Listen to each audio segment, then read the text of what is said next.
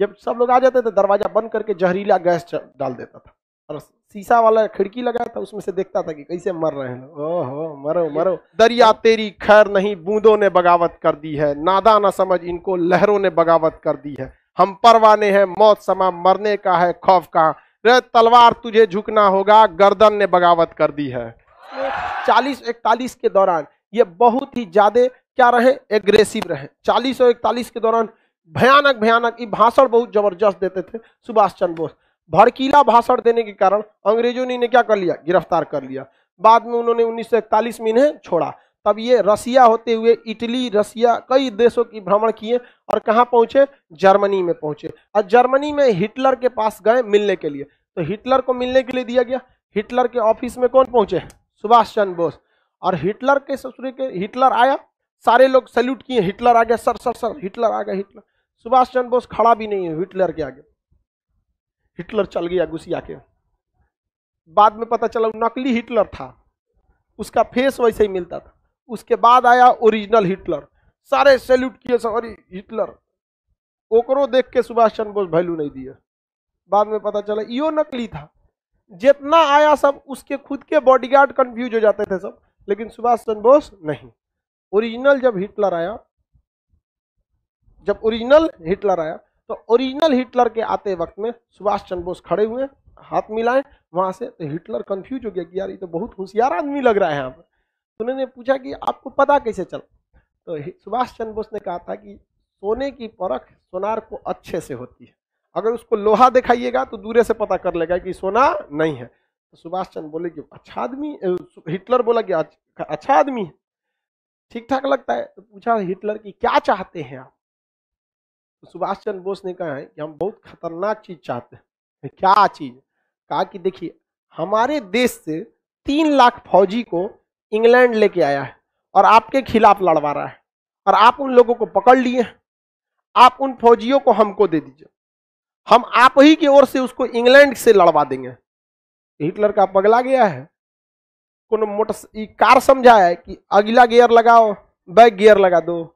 अभी आया था हमको मारने के लिए, अभी इंग्लैंड से कैसे मारे गए आप। कहा कि आप वो जिम्मेदारी हमें छोड़ दीजिए।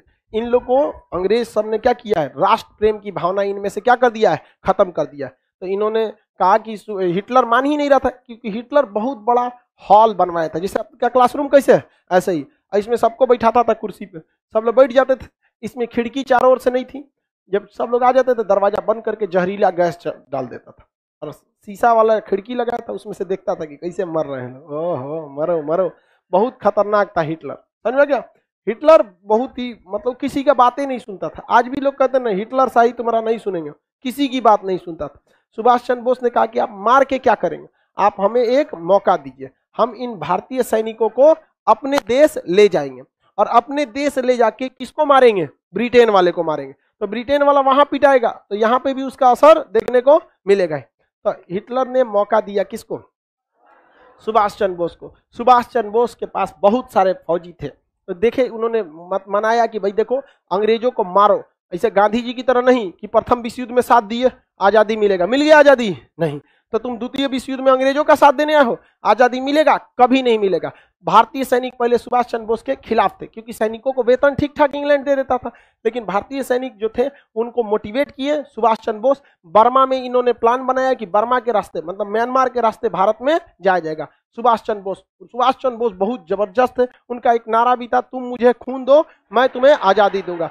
सुभाष चंद्र बोस सबको क्या किए, एकदम मोटिवेट किए सारे सैनिकों को। वह खून कहो किस मतलब का जिसमें उबाल का नाम नहीं, वह खून कहो किस मतलब का आ सके देश के काम नहीं, वह खून कहो किस मतलब का जिसमें जीवन न रवानी है, जो परवश होकर बहता है वह खून नहीं है पानी है। उस दिन लोगों ने सही सही खून की कीमत पहचानी, जिस दिन बर्मा में सुभाष ने मांगी उनसे कुर्बानी थी। बोले स्वतंत्रता की खातिर बलिदान तुम्हें करना होगा, तुम बहुत जी चुके जग में लेकिन आगे तुम्हें मरना होगा। आजादी के चरणों में जो जयमाल चढ़ाई जाएगी वह सुनो तुम्हारे शीशों के फूलों से गूंथी जाएगी। स्वतंत्रता का संग्राम कहीं पैसों पर खेला जाता है या शीश कटाने का सौदा नंगे सर झेला जाता है। अजान बाहों ऊंची करके बोले रक्त तुम मुझे देना, बदले में भारत की आजादी तुम मुझसे लेना। हो गई सभा में उथल पुथल, सीने में दिल न समाते थे, और इंकलाब के नारे कोसों तक सुनाई देते थे। बोले सुभाष वह आगे आए जिसमें भारतीय खून बहता हो, वह आगे आए जो खुद को हिंदुस्तानी कहता हो, वह आगे आए जो इस पर हस्ताक्षर करता हो, मैं कफन बढ़ाता हूं, वह आगे आए जो इसे हंस कर लेता हो। सारी जनता हुंकार उठी, हम आते हैं, हम आते हैं, माता के चरणों में अपना रक्त बहाते हैं।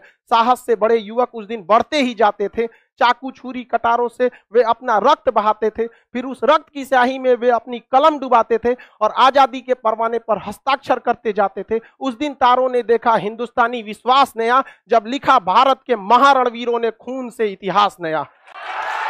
तो पूरे भारत के सैनिक जो थे, जबरदस्त सैनिकों में उछाल आया, बाप रे पूरे भारत के सैनिक उजाड़ देंगे रे इंग्लैंड को हम। यहाँ हिटलर देखा, कहा कि ये कौन आदमी है रे, यहाँ पूरा माहौल बदल के रख दिया यहाँ पे।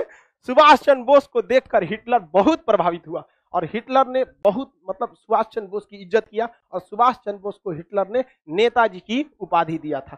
सुभाष चंद्र बोस के योगदान को कोई नहीं भूल सकता। आप लोग बस एक लाइन पढ़ लेते हैं, तुम मुझे खून दो मैं तुझे आजादी दूंगा।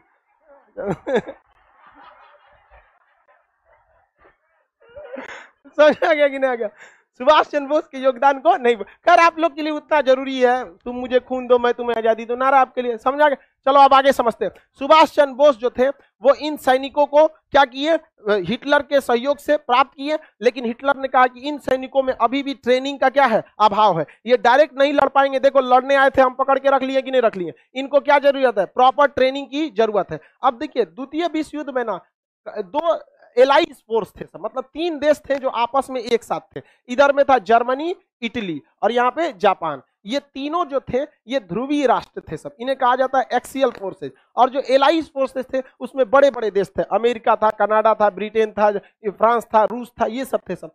तो सुभाष चंद्र बोस ने जो भारतीय सैनिक जो कहाँ फंसे थे, जर्मनी, इन्हें क्या किया, अपने पास लिया और सुभाष चंद्र बोस हिटलर के सहयोग से आर्म्स एंड एनिमेशन लिया और हिटलर ने किसे भेज दिया, जापान को कहा कि जापान भेजा इन सैनिकों को, और इन सैनिकों को ट्रेनिंग और अच्छा हथियार किसने दिया, जापान। और जापान ने सुभाष चंद्र बोस को अंडमान और निकोबार द्वीप गिफ्ट में दे दिया। किसमें दिया, गिफ्ट में, क्योंकि इंग्लैंड वालों से ये जापानियों ने कौन सा द्वीप छीन लिया था, अंडमान और निकोबार। तो यहां पर सुभाष चंद्र बोस ने अंडमान और निकोबार द्वीप का नाम क्या रख दिया, शहीद एवं स्वराज, शहीद एवं स्वराज नाम रख दिया। और यहां पर सुभाष चंद्र बोस को मिला, सिंगापुर में सुभाष चंद्र बोस ने आजाद हिंद सरकार बना लिया। क्या बना लिया, आजाद हिंद सरकार। कहा कि देश गुलाम नहीं है, हमारी सरकार है, अभी हम सिंगापुर से शासन कर रहे हैं, धीरे धीरे धीरे धीरे दिल्ली पहुंचेंगे। और सुभाष चंद्र बोस ने सिंगापुर से ही ऑल इंडिया रेडियो पर बोला था, मुझे इस लड़ाई में राष्ट्रपिता महात्मा गांधी की आशीर्वाद की जरूरत है।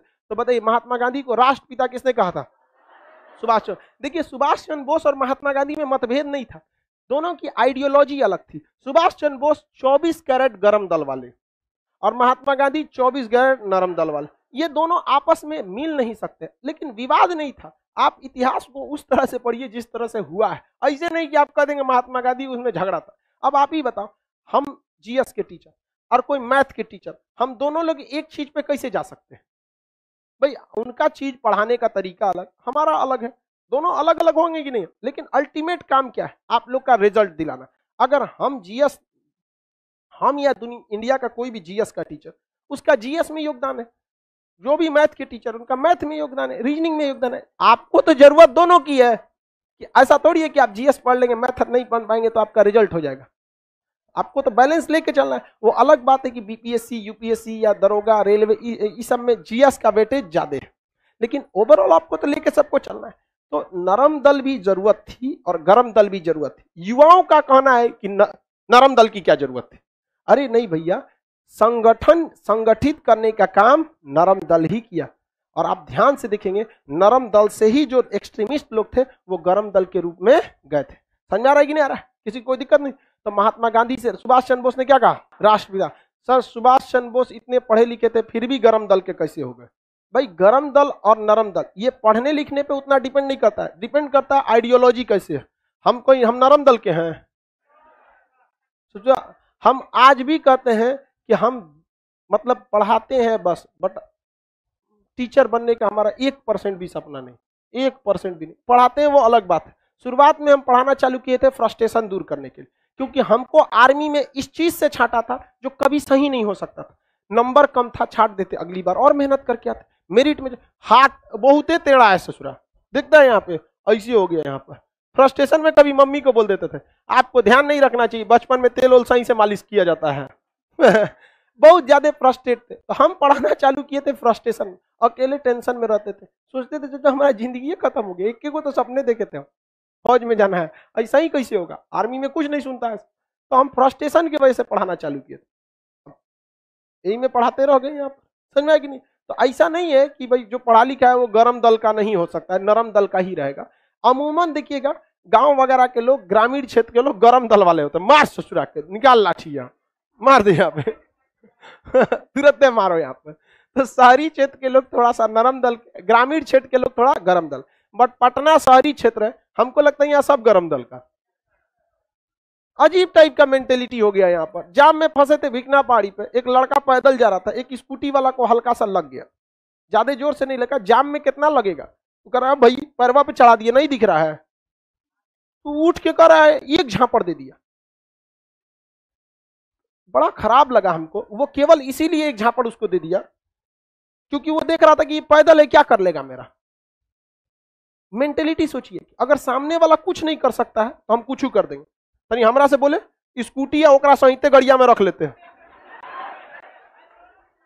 यहाँ कोल्ड स्टोर है ये, अगले सीजन में छोड़ते ना। मतलब देखिए मेंटेलिटी देखिए लोगों की, उसके अंदर गुस्सा पावर कुछ नहीं है, वो देख रहा है कि हमारा जिससे झगड़ा है वो कुछ नहीं कर सकता। वही विधायक जी रहते तो बांध के लेके चल जाते हैं, चुनाव में ओकरे बांट देते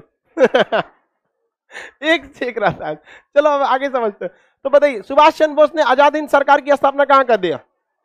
सिंगापुर में। और यहीं से सैनिकों को कहा था कि अब हमें यहां नहीं रुकना है, कहां चलना है? दिल्ली चलो। दिल्ली चलो का नारा, तुम मुझे खून दो मैं तुम्हें आजादी दूं। सुभाष चंद्र बोस। नेताजी की उपाधि किसने दिया इन्हें? Adolf Hitler. Adolf Hitler, Hitler का पूरा नाम एडोल्फ हिटलर था। हिटलर का पूरा नाम क्या था? Adolf Hitler. अब यहां से ये बर्मा में आए, कहां पहुंचे? बर्मा। बर्मा में यहां पर उन्होंने हेड ऑफिस बनाया था बर्मा, अभी का नाम म्यांमार है। वहां पर यहां पर आजाद हिंद फौज से उनकी क्या हो गई? मुलाकात। क्योंकि सुभाष चंद्र बोस के पास जो सेना थी तो वो वेल ट्रेंड थी, जर्मनी में भी ट्रेनिंग मिला, जापान में भी मिला, आधुनिक हथियार मिला और एक योग्य कमांडर मिला। आपका कमांडर तगड़ा रहना चाहिए, युद्ध आप ऐसे ही जीत जाएंगे। अगर कमांडर डरपोक मिल गया, युद्ध कभी नहीं जीत पाएंगे। वहां पर चाइना और भारत के बीच जो गलवान घाटी हो रही है, तो भारत अभी भी वहां अपना पंजाब रेजिमेंट का 11 कोर को तैनात किया हुआ है। अभी भी 1.5 साल हो गया, अभी भी वहां हमारे ही कमांडर वही हैं। और चाइना ने अपने कमांडर को 7 बार बदल चुका, 7 बार बदल चुका, सोच सकते हैं। इसलिए हम गर्व है हमें हिंदुस्तानी सेना पे, आज भी वो डटे हुए। बिहार रेजिमेंट वाला मारा था सब ये तो और मन बड़ होता है, दौड़ा दिया वहां पर। इनके कमांडर कहते रह गए अरे एग्रीमेंट है हम लोग का 1996 हम हथियार नहीं चला सकते। बिहारी बोला था कौन मार गोली चला रहा है, लाठिए बहुत हो लो है। एक ट्रेनिंग तो हम लोग को बचपने से है मार लाठी मार दी। बताइए जिस देश का कमांडर बदला जाएगा उस देश का सेना का मनोबल गिरेगा कि नहीं गिरेगा? खत्म हो जाएगा। और वो सब टिक नहीं पाता, ऐसा ना खाना पे भी बोला जाता। अमेरिकन सेनापति ने कहा था कि सेना कितना लड़ेगी ये डिपेंड करता है उसके पेट में कितना अनाज है। तो भारतीय सेना का खाना जो है ना, या इंडियन खाना बहुत ठोस होता है। चाइनीज वाला चाउमीन, चाउमीन का उस तरह हम लोग का यहीं अटक जाएगा। चाउमीन खत्म होने के बाद पता चलता है कि नहीं अब पेट में पहुंचा है, तब तक तो हम लोग ऐसा फेगस में अटका रहता है। चाउमीन खा के लड़ाई करेंगे। यहाँ बिहार वाला है, लिट्टी खा के जाएगा, चना भिगा के ले जाएगा, मार तो तो सुभाष चंद्र बोस के पास एक अच्छी फौज थी कि नहीं थी? सुभाष चंद्र बोस के पास एक योग्य सेना थी और सुभाष चंद्र बोस में नो डाउट एक योग्य सेनापति थे। हालांकि वो खामखा में आईएएस की नौकरी में गए थे, उनको भी सेना में जाना चाहिए था, लेकिन वो भी सेना में नहीं जा पाए। कोई बात नहीं, लेकिन सेना में सर्व करने का मौका मिला कि नहीं? कहीं सचुरा मार हो जाए तो हम लोग घुस जाते हो, बाढ़ में जाओ, हाथ टेढ़ टाड़े, कोई दिक्कत नहीं। अब तो दीजिएगा ना निपटा, हमरा देता तो हम कब के तिब्बत में घुस जाते तो बाढ़ में जो है। तो सुभाष चंद्र बोस के सामने एक समस्या यहाँ आई कि बर्मा में पहले से भारत के सैनिक थे सब। उस समय एक फौज थी जिसका नाम था आजाद हिंद फौज। आजाद हिंद फौज देखिए आजाद हिंद सरकार ने गठित किए थे सुभाष चंद्र बोस। आजाद हिंद फौज कैप्टन मोहन सिंह, एक कैप्टन थे, कैप्टन मोहन सिंह। कैप्टन मोहन सिंह ने आइडिया दिया कि क्यों ना हम भारतीयों के लिए एक फौज बनाएं। तो ये किसने आइडिया दिया? कैप्टन मोहन सिंह। और ये जिम्मेदारी दी गई रास बिहारी बोस को। किसे दी गई?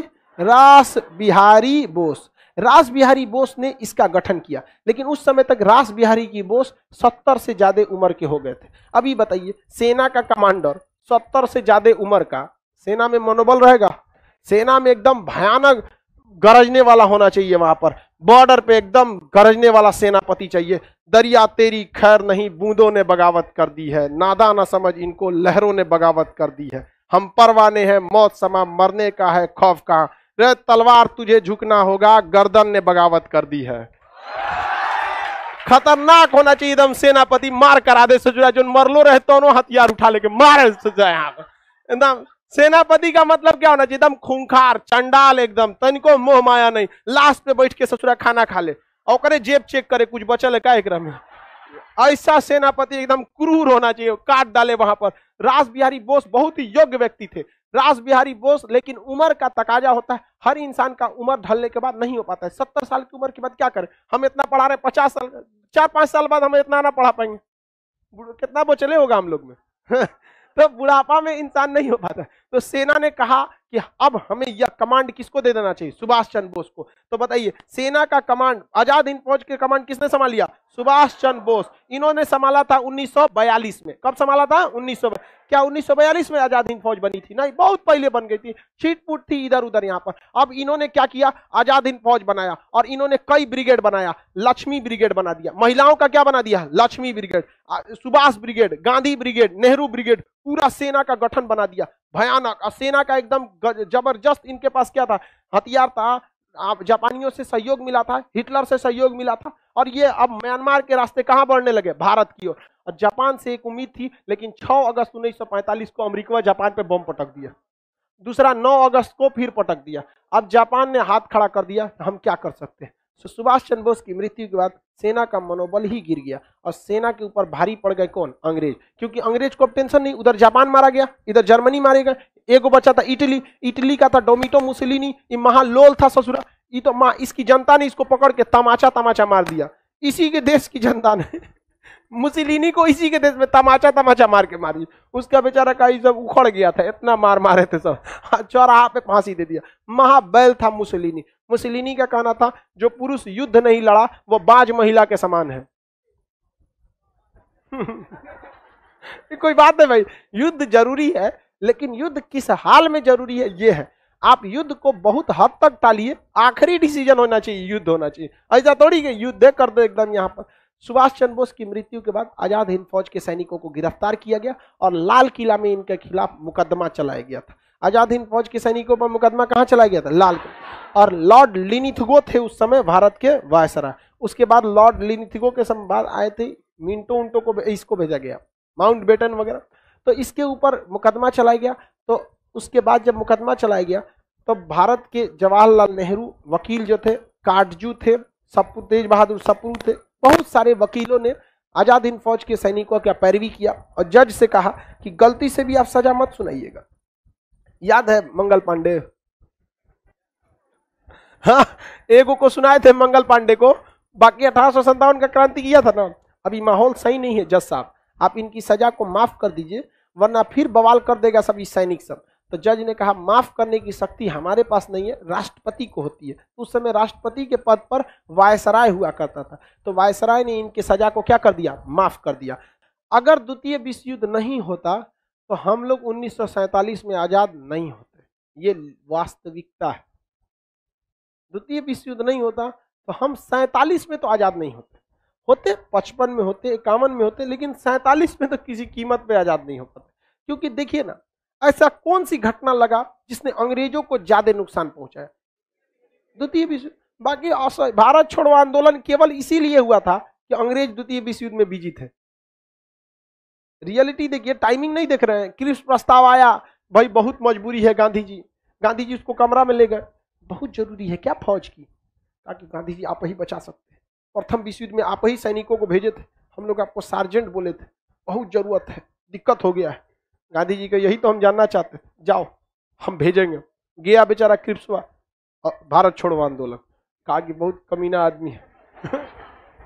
तो द्वितीय विश्व युद्ध नहीं होता तो हम लोग को आजादी इतना जल्दी नहीं मिलता। बाकी देखिए भगत सिंह 1930 में ही इन्हें फांसी, 31 में फांसी दे दी गई। चंद्रशेखर आजाद, राम प्रसाद बिस्मिल, अशफाक उल्लाह खान, ये लोग 30 के दशक तक ही इन लोग को क्या कर दिए थे, अंग्रेज फांसी देके गोली मार के कैसे भी क्या कर दिए थे, खत्म कर चुके। 30 के बाद कोई बहुत बड़ा क्रांतिकारी आंदोलन ही नहीं मिलेगा। सुभाष चंद्र बोस का मिलेगा, और सुभाष चंद्र बोस को भी देखिए क्या हुआ, द्वितीय विश्व युद्ध में जर्मनी जापान मराया और पूरा खत्म हो गया। क्योंकि हम लोग के पास अपना क्या था, ना फैक्ट्री थी, ना हथियार था, ना कुछ सैलरी उलरी कहां से दीजिएगा यहाँ पर। तो बहुत द्वितीय विश्व युद्ध हुआ भी तो एक तरह से हम लोग के लिए क्या था, अच्छा ही था। सोचा द्वितीय विश्व युद्ध हुआ पहले, और अगर द्वितीय विश्व युद्ध में जर्मनी जीत जाता तो हम 1942 में आजाद हो गए रहते। जर्मनी ने गलती न कर दिया, उसने रूस पर आक्रमण कर दिया। ये सोचना देखता है कितना बड़ है, कहां आक्रमण कर दिया, रूस पर। रूस ने सबसे ज्यादा लोग को गंवाए हैं, प्रथम विश्व युद्ध में भी और द्वितीय विश्व युद्ध में। इतना लोग मरे हैं कि रूस में कहीं पे भी देखेंगे तो सड़क पर 40% आपको लड़के मिलेंगे, 60% वहां क्या मिलेंगे, लड़कियां मिलेंगी। जिसके दो रीजन है, एक तो प्रथम और द्वितीय विश्व युद्ध में मरा गए सब, दूसरा का रीजन वहां पे शराब बहुत ज्यादा, वहां पे लोग क्या पीते हैं, शराब। ठंड प्रदेशों में शराब जो होता है एकोमोडाइजेशन में क्या करता है, मदद करता है। दूसरा वेस्टर्न कल्चर में शराब सिगरेट जुआ ये सब क्या है, नॉर्मल। हमारे यहाँ क्या है, शराब थोड़ा सा गलत माना जाता है, उतनी मनी होली में चल गया, अदरवाइज होली में ना थोड़ा सा आदमी एडजस्ट कर चले यार होली में, समझा कि अदरवाइज में आप शराब पीजिएगा तो भारतीय समाज में लोग आपको अच्छे नजर से नहीं देखते। होली में बस कॉम्प्रोमाइज हो जाता है, और वो ससुरा सब ऐसा पी लेता है कि उलटल कहीं रहता है। अरे भाई थोड़ा लिमिट में रहना रे ससुरा, तोरे चक्कर में त्योहारों बदनाम हो जाएगा। लेकिन ना ससुरा हम चौपट हैं तो सबको चौपट करेंगे। तो ये रूस बहुत ज्यादा इसमें लॉस रहा था। तो आपको सुभाष चंद्र बोस का समझ में आ गया। अब आगे हम लोग कल करेंगे।